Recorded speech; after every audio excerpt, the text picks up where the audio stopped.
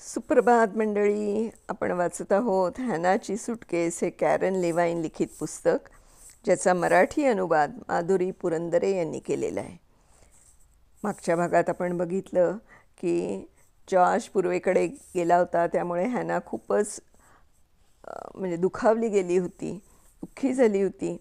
पण आता 4 आठवड्यानंतर तिला कळलं की ती पूर्वेकडे जाणार होती.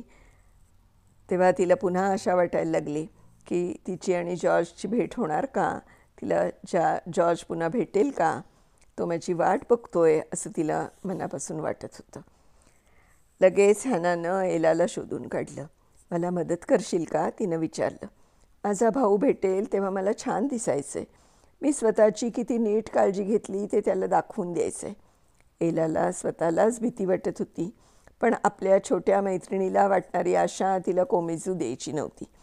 ती हॅनाकडे बघून हसली आणि कामाला लागली. तिनं पंपाचं पाणी आणलं. जवळ शिल्लक असलेल्या साबणाच्या बारक्या तुकड्यानं तिनं हॅनाचा चेहरा धुतला. जटा झालेले, घाण झालेले केस धुतले. मग ते पोनीटेल करून चिंधीच्या तुकड्यानं बांधले. गाल थोडे लाल दिसावेत म्हणून हॅनाचे गालगुच्चे घेतले. मागे सरकून एलानं आपली कामगिरी कशी झाली आहे ते पाहिलं. हॅनाचा चेहरा आशेनं उजळला होता. थँक्यू एला, आपल्या मोठ्या मैत्रिणीला मिठी मारून ती म्हणाली. तू नसतीस तर मी काय केलं असतं कोण जाणे. जॉर्ज गेल्यापासून पहिल्यांदाच ती आनंदात दिसत होती. त्या रात्री हॅनानं आपली सुटकेस भरली. भरण्यासाठी काही फारसं नव्हतंच म्हणा. खूप विरलेले थोडेफार कपडे, फ्रिडलच्या वर्गात केलेलं एक आवडतं चित्र आणि एलानं दिलेलं एक गोष्टीचं पुस्तक. आवरून झाल्यावर हॅना आपल्या अंथरुणात शिरली आणि थेरेजियन स्टार्टमधल्या शेवटच्या रात्री झोपून गेली. दुसऱ्या दिवशी सकाळी हॅनाला आणि किंडरहाईम L410मधल्या इतर अनेक मुलींना रेल्वेपर्यंत चालवत नेलं गेलं. नाझी पहारेकरी हुकूम सोडत होते आणि त्यांचे कुत्रे दात विचकत गुरगुरत होते. कोणतीही मुलगी रांग सोडून बाहेर गेली नाही. आपण कुठे निघालो आहोत, हॅनानं कुजबुजत एलाला विचारलं. कोणालाच ते माहीत नव्हतं. अंधारा डबांमध्ये मुली एक एक करत चढल्या. अखेर आगगाडीत 1 इंचही मोकळी जागा उरली नाही. आतली हवा कोंदट झाली आणि गाडीची चाकं फिरायला लागली. एक संपूर्ण दिवस आणि रात्र गाडी धडाडत धावत होती. आत अन्न, पाणी, स्वच्छतागृह वगैरे काहीच नव्हतं. असा हा प्रवास किती वेळ चालणार आहे याचीही मुलींना कल्पना नव्हती. त्यांचे घसे कोरडे पडले होते. अंगातली हाडं दुखत होती. पोटातली आतडी भुकेमुळे आवळली होती. गाणी म्हणून त्या मुली एकमेकींना धीर द्यायचा प्रयत्न करत होत्या. मला टेकून बैस आणि ऐक, एला हॅनाला म्हणाली. त्यामुळे मला जेव्हा रडू रडू होतं तेव्हा मला तिची आठवण येते. तिच्या पावलांवर पाऊल ठेवून चालत असल्याची मी कल्पना करते आणि मग माझं आयुष्य खूपच सुखाचं वाटायला लागते. मुलींनी एकमेकींचे हात धरले. डोळे मिटून घेऊन आपण दुसरीकडे कुठेतरी आहोत अशी कल्पना केली. प्रत्येकीची कल्पना वेगळी होती. हॅनानं डोळे मिटले तेव्हा तिच्यासमोर भावाचा हसरा चेहरा आला आणि अचानक 23 ऑक्टोबर 1944च्या मध्यरात्री कचकचून आवाज करत गाडीची चाकं फिरायची थांबली. डब्यांचे दरवाजे उघडले. मुलींना बाहेर येण्याचा हुकूम झाला. ते औश्वित्झ होतं.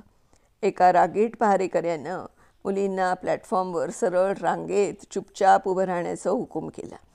झेप घेण्यासाठी ओढ घेत असलेल्या भल्या मोठ्या कुत्र्याचा पट्टा त्यानं खेचून धरला होता.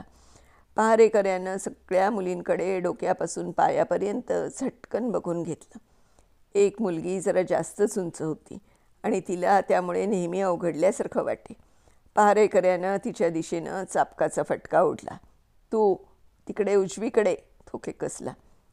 मग आणखी एका मोठ्या मुलीच्या दिशेनं चाबूक फटकारत तो म्हणाला, तू सुद्धा तिकडे. नंतर त्यानं प्लॅटफॉर्मच्या कडेला उभ्या असलेल्या तरुण सैनिकांच्या गटाला बोलावलं. हॅना आणि बाकीच्या मुलींकडे बोट करून तो त्यांना म्हणाला, घेऊन जा यांना. प्रचंड आकाराच्या फिरत्या दिव्यांच्या प्रखर उजेडानं मुलींचे डोळे दिपत होते. तुमच्या सुटकेस इथेच प्लॅटफॉर्मवर ठेवा, सैनिकांनी हुकूम सोडला. भयंकर दिसणाऱ्या कुत्र्यांच्या आणि गणवेशातल्या सैनिकांच्या रोखलेल्या नजरांपुढून हॅना आणि तिच्या मैत्रिणी लोखंडी फाटकातून आत शिरल्या. हॅनानं एलाचा हात घट्ट धरून ठेवला होता. प्रचंड बराकींच्या समोरून जाताना चट्ट्या पट्ट्याचा गणवेश घातलेले हाडांच्या सापळ्यांसारखे दिसणारे कैदी दाराआडून पाहत असलेले त्यांना दिसले. एका मोठ्या इमारतीमध्ये त्यांना नेण्यात आलं. उरात धडकी भरवणारा आवाज करून इमारतीचा दरवाजा बंद झाला. इकडे तेरेत्सिनमध्ये जुलै 2000 काय झालं ते बघूया. या खुणेचा अर्थ काय? हॅना ब्रॅडी आणि जॉर्ज ब्रॅडी यांची नावं असलेल्या यादीचं पान पाहत फ्युमिकोनं विचारलं. लुडमिला जरा अडखळली आणि मग सावकाश म्हणाली, त्या खुणेचा अर्थ त्या व्यक्तीची छावणीतून जिवंत सुटका झाली नाही. फ्युमिकोनं त्या पानाकडे पुन्हा नजर टाकली.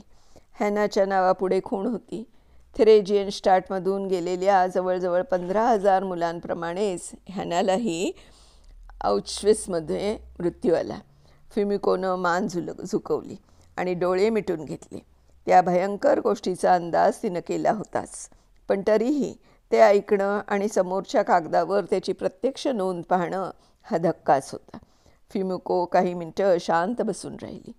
मग स्वतःला सावरत तिनं वर पाहिलं. हॅनाची गोष्ट अजून संपलेली नव्हती. फ्युमिकोला आता तिच्याबद्दल सगळं काही समजून घेण्याची पूर्वीपेक्षाही जास्त इच्छा झाली. स्वतःसाठी, जपानमध्ये तिची वाट पाहत असलेल्या मुलांसाठी आणि हॅनाच्या आठवणीसाठी. ह्या मुलींचं अशा प्रकारे अन्यायानं इतक्या लहान वयात संपवलं गेलेलं आयुष्य आठवणीतून पुसू द्यायचं नाही असा निश्चयच तिनं केला. शोध संपलेला नव्हता. जॉर्जच्या नावापुढे खूण नाही, फ्युमिको म्हणाली. आपल्याला त्याच्याबद्दल काही कळू शकेल का? त्याचं पुढं काय झालं? तो कुठे गेला? तो अजून जिवंत आहे का? त्याचा पत्ता लागू शकला तर हॅनाबद्दल आणखी माहिती कळण्यासाठी त्याची मदत होऊ शकेल. या विचारानं फ्युमिकोच्या अंगावर रोमांच उभे राहिले. फ्युमिकोकडे पाहताना लुडमिलाला वाईट वाटत होतं. हॅनाची माहिती मिळवण्यासाठी फ्युमिको किती अधीर झाली होती ते तिला दिसत होतं.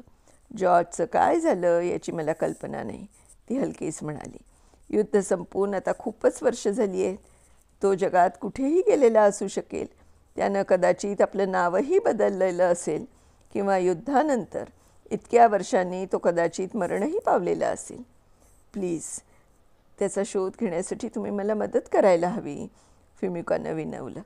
लुडमिलानं उसासा टाकला आणि नावांच्या याद्या असलेल्या पुठ्ठ्याच्या बांधणीच्या वह्या जिथे दाटीवाटीनं ठेवल्या होत्या त्या शेल्फकडे ती पुन्हा वळली. यात कुठे काही पत्ता लागतो का ते पाहूया, ती म्हणाली. जॉर्ज ब्रॅडीचं नाव आणखी एखाद्या यादीमध्ये दिसतं का? ते दोघींनी मिळून तासभर शोधलं आणि अखेर त्यांना ते सापडलं. थेरेजियनस्टाडमध्ये मुलांसाठी असलेल्या किंडरहाईम L417 या इमारतीत ठेवलेल्या कैद्यांच्या यादीत त्याचं नाव होतं. त्यात 6 नावांचे गट होते, कारण ती मजली बंक बेडवरच्या एका गादीवर 2 मुलांना झोपावं लागत होतं. जॉर्ज ब्रॅडीचं नाव असलेली यादी पाहिल्यावर लुडमिलानं चमकून फ्युमिकोकडे पाहिलं. कुटकोटाऊच, कुटकोटाऊच, लुडमिला पुटपुटली. हे नाव मला माहिती आहे. हा गृहस्थ जिवंत आहे. मला वाटतं जॉर्जचा हा बंकवरचा जोडीदार प्रागमध्येच राहत असावा, पण नेमकं कुठे ते मला माहीत नाही. तो जर सापडू शकला तर हॅनाच्या भावाचं पुढे काय झालं ते कदाचित तुम्हाला सांगू शकेल. दुर्दैवानं मला मात्र आता तुमच्यासाठी याहून जास्त काही करता येणार नाही. प्रागमधल्या जूनच्या संग्रहालयात चौकशी करा, तिथे कुणीतरी मदत करू शकेल. लुडमिलानं केलेल्या सगळ्या मदतीबद्दल फ्युमिकोनं तिचे पुन्हा पुन्हा आभार मानले. तिला आलिंगन दिलं आणि पुढे जे जे होईल त्याबद्दल कळवत राहीन असं आश्वासन दिलं. लुडमिलानंही फ्युमिकोला शुभेच्छा दिल्या. मग फ्युमिकोनं आपली ब्रीफकेस उचलली आणि गावातल्या चौकाकडे धाव घेतली. प्रागला जाणारी बस कुठल्याही क्षणी येऊ शकत होती. मित्रांनो, इथे आजचं अभिवाचन संपवते आहे. आशा आहे की तुम्हाला हे पुस्तक हॅनाची सुटकेस हे आवडत असेल. खूप करुण कहाणी आहे.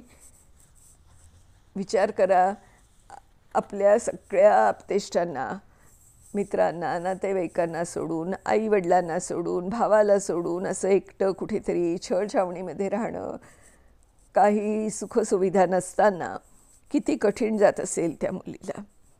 नुसता विचार करून अंगावर काटा येतोय. तर तुमच्याही अशाच प्रतिक्रिया, भावभावना मला कॉमेंट्सच्याद्वारे कळवत राहा. तोपर्यंत बाय बाय. उद्या दुसऱ्या भागासह पुढे भेटूया.